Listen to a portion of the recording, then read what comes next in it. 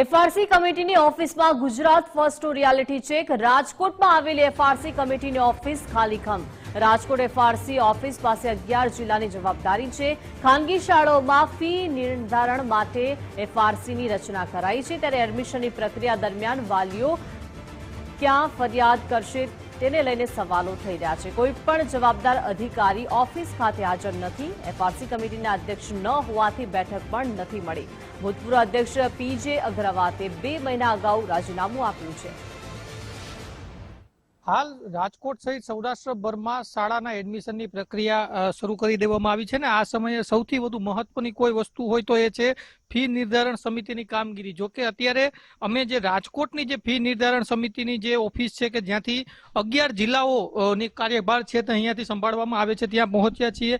ત્યાં જે અધિકારીઓના નામ છે તે પણ હું આપને દર્શાવીશ કે આ 6 જેટલા મુખ્ય અધિકારીઓ છે તેમની જવાબદારીમાં 11 જેટલા જિલ્લાઓ આવે છે, પરંતુ અહીંયા આ ઓફિસો છે તે બપોરના સમયે ખાલી ખમ છે. કોઈ વાલીઓએ ફરિયાદ કરવી હોય તો તે કઈ જગ્યાએ જઈને કરે તે પણ સૌથી મોટો સવાલ છે. હું ઘડિયાળ પણ બતાવીશ કે આજે લગભગ બપોરનો 3:30 વાગ્યાનો સમય થયો છે.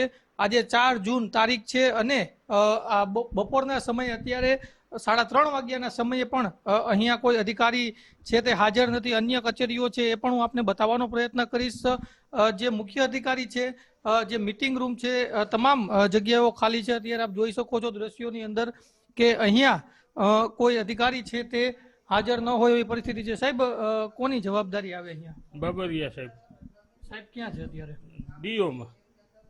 તો કોઈ અહીંયા જે આ ફી નિર્ધારણ સમિતિ છે એની જવાબદારીમાં શું શું આવે છે? કઈ કઈ પ્રકારની ફરિયાદો છે તેનું નિવારણ કરવાની જવાબદારી? એ તો બધી સાહેબને ખ્યાલ હોય. તો કોઈ વાલીને ફરિયાદ કરવી હોય તો તે કઈ રીતના કરી શકે? એ તો અહીંયા અથવા ડીઓમાં. તો અહીંયા તો કોઈ છે જ નહીં, તો ફરિયાદ કોને કરે? ડીઓમાં. અહીંયા કોઈને ફરિયાદ કરવા આવવું હોય, ફી નિર્ધારણ સમિતિ સામે ફરિયાદ કરવી હોય તો કોને અત્યારે શું કરે વાલી? એ તો બાબરિયા સાહેબને જ કરવી પડે. એ અત્યારે હાજર છે ને ડીઓમાં હે. ક્યારે આવે સાહેબ? એનું કઈ નક્કી ન હોય, ત્યાં કેવું કામ હોય એની ઉપર એ આધાર. બીજા જે અહીંયા અધિકારીઓના નામ લખ્યા છે એ બધા કોઈ આવતા નથી અહીંયા? કોઈ નહીં. અધ્યક્ષ વગર નો બહેન મીટિંગ. અધ્યક્ષ કોઈ છે જ નહીં અહીંયા? નથી. કેટલા સમયથી આ પ્રકારની પરિસ્થિતિ છે? 2 મહિનાથી. આપ જોઈ શકો છો કે આગળ મારેલો છે અને ત્યાં પણ શું પરિસ્થિતિ છે હું આપને બતાવવાનો પ્રયત્ન કરીશ. ચેરમેનની જે ઓફિસ હોય છે, અધ્યક્ષ જે હોય છે એ પણ ઓફિસ અત્યારે ખાલી ખમ છે. એટલે કે ખાલી એફઆરસી નું જે બોર્ડ છે તે માત્ર પૂરતું સીમિત છે. બાકી દરવાજા અત્યારે ખોલવામાં આવ્યા છે. 3:30 વાગ્યાનો સમય થયો છે, પરંતુ અત્યારે અહીંયા કોઈ પણ હાજર નથી એક પણ ઓફિસની અંદર.